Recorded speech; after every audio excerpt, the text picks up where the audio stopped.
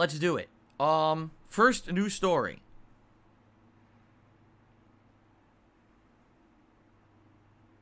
Oh, I didn't mean to take a screenshot of this one. Here we go. Are you ready for this? Let's talk about this one first before we get to the big story, because this is a good story to talk about. So, how many people out there knew that last year EA, Electronic Arts, released a game that had a budget of $125 million that was a AAA single-player shooter with RPG elements? Did you know that this game was released last year and existed? Did you also know that the game monstrously flopped and that no one bought it? And did you know that now, because of that, okay, for some reason, okay, EA is using this as a scapegoat or straw man, and what they're saying is, this is our evidence that these single player games just don't work anymore, and therefore we're pushing this in a different direction, and we're going to focus more on games with microtransactions and live service, because this is our evidence that single player is not the future anymore. Now you might be saying, wait, what? Like, what are you even talking about? Right? Like, what that didn't happen. You made that up, right? No, it actually happened. The name of the game, for those who don't know, was called Immortals of Aveum. Okay? I remember seeing like a clip of this game. It was on the Summer Game Fest, and I don't remember if it was actually last year or the year before. And I remember what the game looked like was basically first person, like Hexen upgraded. Did you ever see Hexen? Probably not. Most of you are probably not of my age range. So in the 1990s, a lot of first person shooters came out. You had your Wolfenstein 3D, which started the craze, killing Nazis and stuff like that. But then you had Duke Nukem 3D, Doom, and all of that. And then you started having spin-offs. And one of the spin-offs was called Hexen. And the selling point of Hexen was that you weren't using guns. You were using magic. So you'd use like a magic wand. You'd be shooting like electricity or fireballs or ice, poison, you know, cool things like that. You could summon, I think you could summon monsters too that would help you. I can't remember exactly because I haven't played it in 100 years. But I remember playing it and loving this game. Because, like, essentially, if you like fantasy, if you like Dungeons and Dragons, if you like Lord of the Rings, if you like that kind of stuff, you're going to love Hexen. Because it really was the first-person game with mass combat that wasn't just unloading ammo into everything around you. Okay? So I loved it.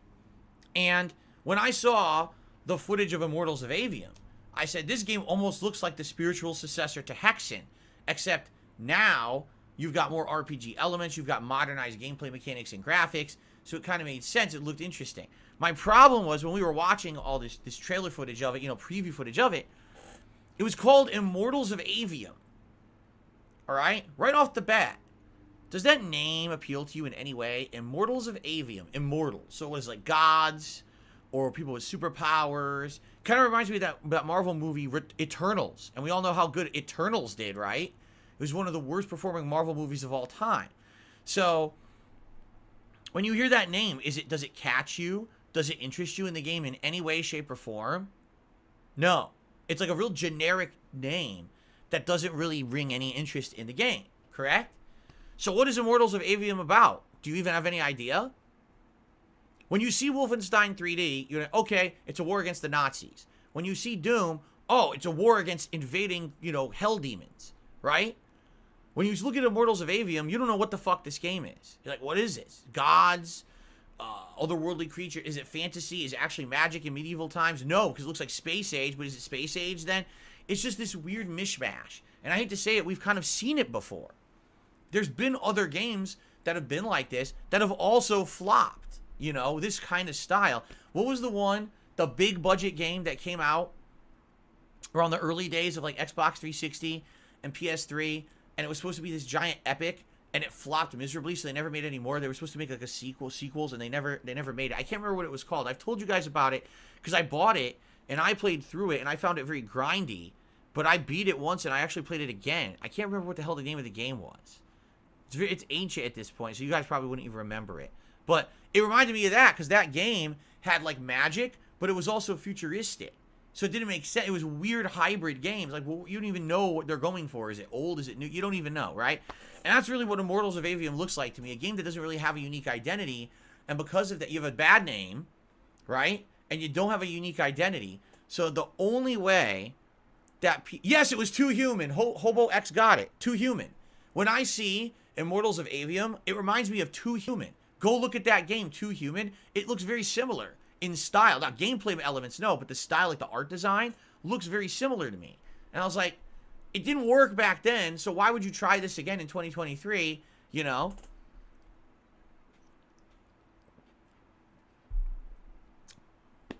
So anyway, so what's going to be the hook of this game then? Well, hopefully they market it well, right? Hopefully this game is marketed very well so people will know exactly what it is so it doesn't have an identity crisis and people will check it out, especially if they're saying they invested $125 million, AAA studio assets and everything to it. So what do they proceed to do? They literally don't market it. Like, I didn't even hear about it until you guys told me it was coming out. I didn't even know when it was coming out. And they released it literally between Baldur's Gate 3 and Starfield. So Baldur's Gate 3 comes out, all the hype's about Baldur's Gate 3, and now what's the next thing? Well, we got to see if Starfield can live up to the hype, because Baldur's Gate 3 has far exceeded expectations.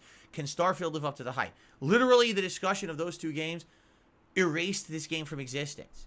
Like, no one even knew it happened. And by the way, they charged $70 for it. For a new IP that no one knew about, wasn't advertised, sounded boring in name. What did you think would happen? Did you think people would just, on a whim, buy your $70 game just because you created it? That's not how it works. See, I think EA is really in this old school mindset. EA is thinking of the old days when there wasn't a lot of competition, right? So because of that, the EA would release a giant game and everyone would flock to it and buy it just because it was EA. Everyone would say, oh, Electronic Arts, we know them. They're the ones who make all these big high-profile games. So every time one comes out, we know to trust them, right? So we know to buy it. And that's just not the case anymore. Now we have so many AAA studios pumping out games at the same time. There's too many to all play at the same time. You've also got smaller studios. Like, let's be honest, Larian. Was anyone looking at them as like big AAA style? No, no one thought that. Now, with Baldur's Gate 3, everyone's looking at them like, holy shit, what an amazing job they did with this game that came out of nowhere. We never thought Baldur's Gate 3 would be that good. And, it ended up being Game of the Year, right? So what's happening now, not only do you have this oversaturation of the market, too many games at once, you've also got too many AAA style games all competing for the same market space. And now you've got other studios that are coming out of the woodwork actually making comparable experiences to the AAA ones, but it's not the same bloat that you're expecting. I mean, Baldur's Gate 3 has made everyone look ashamed, right? Game devs literally came out after Baldur's Gate 3 released and said, don't think every game we make is going to be like that. That's unfair. Well, no, that should be fair. That's your competition. That's the new golden standard. And if you can't live up to it, then don't make games. Because what's going to happen now is, what do they say? The cream rises to the top. So the good games now are the ones that are going to get featured, and games that are just shovelware or mid experiences are never going to get played anymore. Now, that wasn't the case back in the day, because back in the day, there wasn't as much competition. But EA still thinks it's 2010. EA literally thinks we're in a situation where any game they put out will immediately sell, and they don't have to put effort into it. They don't have to market it. It'll just be good. That's not reality anymore. You have to work hard now to get your game noticed and to do something that will go viral on social media and get memed and people will want to buy and play. You have to work for it. And the other funny part is, you never know when a game that you had no clue was coming will come out and all of a sudden take over the gaming landscape. Take a look at Palworld. Did anyone see that one coming? Did you really think Palworld was going to sell that many millions of copies and be the only talk of gaming for about 2 weeks? Of course not. But that's what happens now in modern gaming. We're in a different landscape, a different climate, and a different world. This is not 2010, but EA thinks it's 2010. So they put all this money into this game, They don't advertise. They put it out at the worst possible time between two ginormous competing AAA releases. It's a new IP. They don't give you any reason to buy it. They don't even explain what the fuck it is. I watched the gameplay trailer presentations. I didn't know what the game was. I was confused, right? And now the game comes out. No one buys it. It flops horribly. Oh, well, this is our justification that single-player games are failing. No, idiots. It's a justification that your management is terrible and your company is now an archaic dinosaur in the realm of game development. That's what this is evidence of. There's nothing wrong with a game like Immortals of Aveum if timed right, marketed right, and actually released at a window where people will check it out. But you're idiots, and you run your company horribly, and you're running it into the ground by only relying on microtransactions on sports games. You know, this is just sad because you take a look at companies like Valve.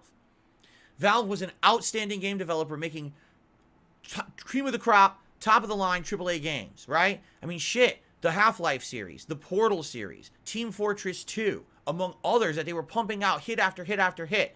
Then they released Steam. Yeah, we don't want to make games anymore. We're just going to make money on Steam, right? Rockstar Games, making a wide variety of amazing games. The Grand Theft Auto series, the Bully series, the Red Dead series, Midnight Club, and other things that diversified. They released GTA 5 Online. Oh, well, we don't have to do anything else anymore. Cancel all DLCs, cancel all other games. Well, we'll release Red Dead 2 because we were already far enough into development. Everything else just delay and just keep making GTA 5 content. So what's happening is these companies are falling in line to what's easy rather than what's creative, artistic, or actually good for gaming. They don't care anymore. They just want easy mode profits. And when EA does something like this, right, you could tell that the truth is all they want to do is be Rockstar. They want to find that golden formula where they have to do absolute minimum work and maximize profits. Because if you're going to use Immortals of Aveum as a scapegoat instead of as a shining example of why your management of your company sucks, all you're doing is refusing to look in the mirror, and instead you just want the easy money. So just fucking go into pachinko, right? Do what Konami did. Turn all your IPs Madden pachinko, right? Madden slots. Do it, fucking do it, do it. Every franchise, just fucking sell it out and go do gambling and you know, just do that. Because I'm tired of this fucking bullshit. And you know what? You know what? That'll actually be better overall for gaming. You want to know why? Because the market will stop being so saturated with crap games with microtransactions attached to them. The less crap games we can have to free up the market share to other games that actually tried, that's what we need. So get the crap out of there. Let EA go make their money elsewhere in a market share where actual gamers don't give two fucks about them. Leave us alone and let us enjoy gaming. I'd much rather have game devs be employed by a company that cares about the product they're putting out than the amount of money that the product generates. So that's just sad, because I guarantee you that Immortals of Aveum probably isn't that bad, but no one will ever play it because EA just didn't give two fucks. They thought, oh, it's just a guaranteed, you know, it's just gonna sell. No, it's called effort. You don't put it in anymore. So that's why your game tanked, because you're idiots.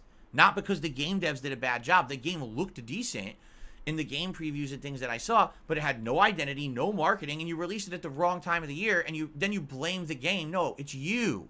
You're the problem. How can you be in charge of a company, have things constantly failing under your watch, and then blame others? You're the one in charge.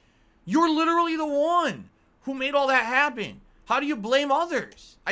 What? What is going on with these fucking people?